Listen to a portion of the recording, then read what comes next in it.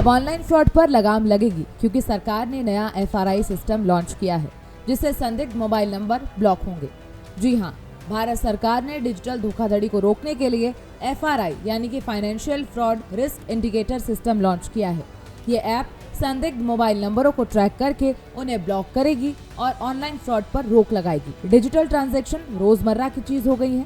आज के समय में पढ़े लिखे हो या अनपढ़, हर कोई इसका इस्तेमाल कर रहा है। ये ट्रांजैक्शन पेटीएम, गूगल पे, फोन पे और UPI जैसी ऐप्स के जरिए किया जाता है, लेकिन उतनी ही तेजी से ऑनलाइन धोखाधड़ी के मामले भी सामने आ रहे हैं। इसी खतरे को देखते हुए सरकार ने एक बड़ा कदम उठाया है।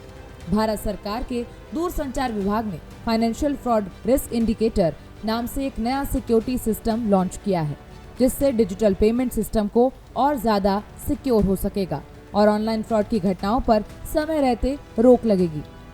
इसका काम है उन मोबाइल नंबरों की पहचान करना जो धोखाधड़ी में शामिल हो सकते हैं। चलिए अब आपको बताते हैं कि कैसे काम करता है FRI सिस्टम। अगर कोई नंबर साइबर अपराध के लिए इस्तेमाल हो रहा है या उसमें कोई संदिग्ध गतिविधि दिखती है तो उसे ब्लॉक किया जाएगा।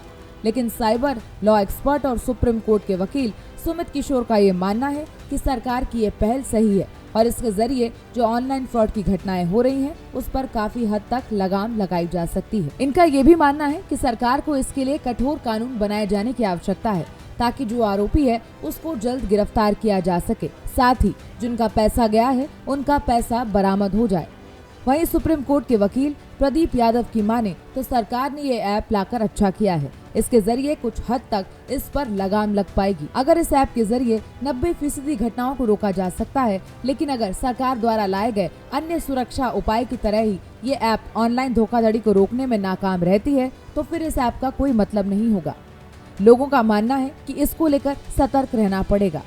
लोगों ने ये भी कहा है कि सरकार को इसके लिए जागरूकता अभियान भी चलाने की जरूरत है। ये ऐप मोबाइल नंबर की गतिविधियों को ट्रैक करती है और ये पता लगता है कि वो नंबर किसी फाइनेंशियल फ्रॉड या संदिग्ध काम में शामिल है या नहीं।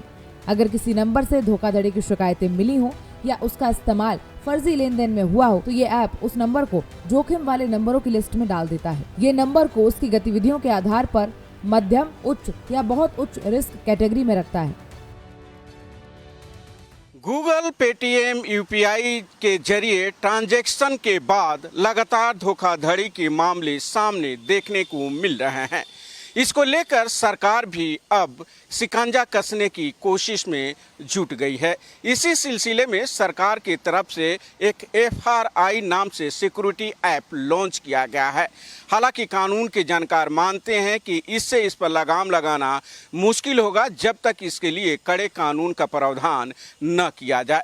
अब देखना होगा क्या सरकार आने वाले समय में इसको लेकर कोई नया कानून और कड़े कानून का प्रावधान करेगी या नहीं।